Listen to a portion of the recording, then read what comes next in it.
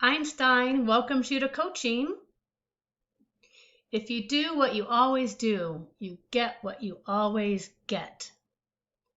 Enter coaching as a way to break that feedback loop that it's so easy to get into in our interactions with others, especially when we're attempting to influence change. So I thought this was a perfect quote to get us starting with. And one of the reasons why I wanted to meet you here in the framework was just to take a minute and talk about coaching, because not all of us have been exposed to it as a model of influence in leading others. And I want to make sure that we're all on the same page and how we're thinking about coaching in the workplace. So when you think back to our competency chart in influencing others, we're building on all of those skills as we inject them into our coaching practices. So what we know about influence and socialized power, power that we use with the intention of making others stronger, and all those strategies that we learned, and our introduction and exploration of empowerment in the workplace, and sharing what we know and sharing our power to help others become self-actualized and do their best as well. A lot of times, I think coaching can be perceived as something that's additional and outside of leadership roles and responsibilities. And they also might think that it's something expensive, that you hire external providers to do coaching.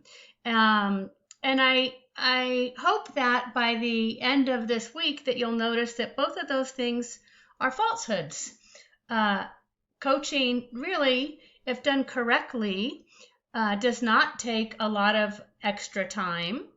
And the time that it does take, the time investment, the energy investment that it does take, research has evidence now, and you'll hear it in the video that you watch next, that the ROI can be as high as 6 times.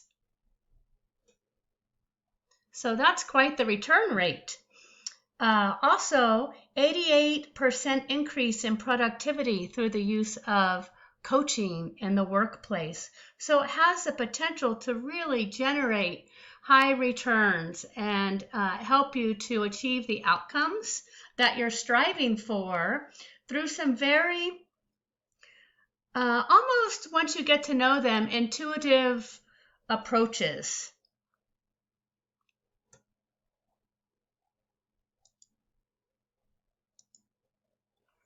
So this is a refractor, by the way. Some of you may recognize it from going to the eye doctor. But I really appreciate this image because of it's a tool, and it's used for the patient or whatever to look through multiple lenses, and also the healthcare provider who's doing the assessment is noticing through those lenses as well. So it's kind of a two-way instrument to get information. And as a coach, you look for multiple lenses as well. Your own lens of your coaching style or your learning styles, your philosophies about the culture in your workplace, your intentions, your motivations, all of those are lenses. We also have lenses of assessment when we're looking at our own strengths, or the strengths of others that we're coaching, the resources that might be available, the perceived barriers that are there. So coaching is an opportunity to look through a lot of lenses for insight and reflection.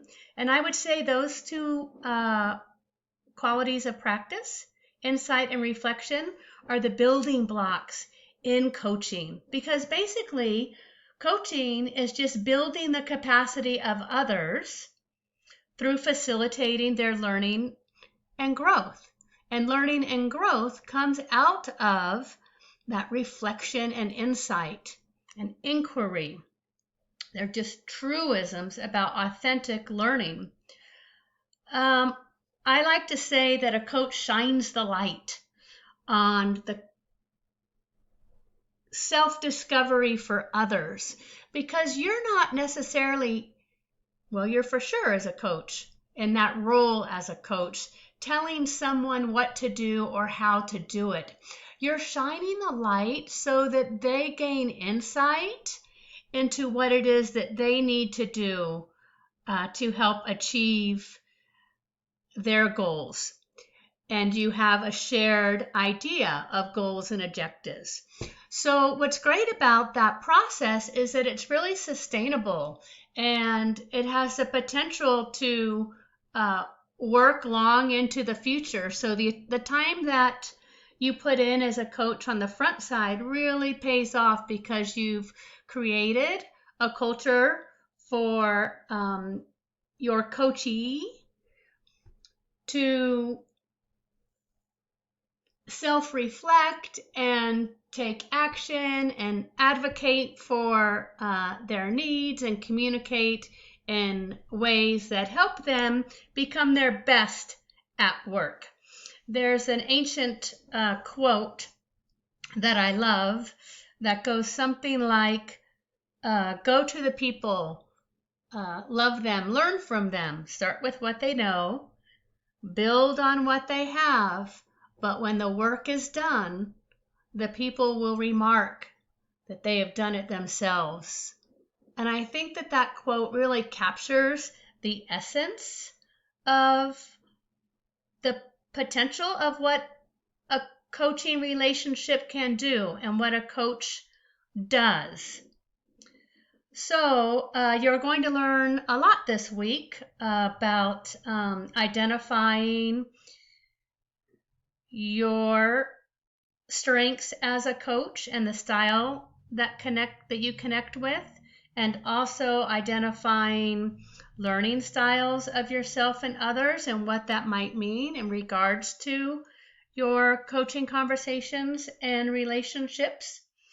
You're going to learn about how to ask coaching questions that are open-ended, like what would you like to see happen? And what do you need to do your best? You know, as an educator, I have a lot of experience using open-ended questions, but they're not always common in the workplace. And an example that I like to give is, you know, if you ask someone if chocolate is their favorite ice cream, their answer is either going to be yes or no. And then that's it. You don't get any other information out of that question. So a coaching question might be, can you tell me about a memory that you have of a time that you enjoyed ice cream with someone important in your life? And then that's going to be a rich answer. You know, they might say, oh, you know, when I was 8 years old, I went away to the coast with my family, and I was with my grandfather, and my brother got stung by a bee, and who knows what's going to come out of that. But that's the richness of asking an open-ended question, because it really allows both of you to gain access into important information. That access can help give you insight into perceived barriers, also gaps in understanding, and just a wealth of knowledge to help you as a coach guide your coachee into meeting their goals and becoming self-actualized in the workplace. So I'll let you get to it and enjoy the articles and the video this week. And I'm looking forward to hearing all about it in our discussion forums. Remember, you can email anytime with questions. Have fun.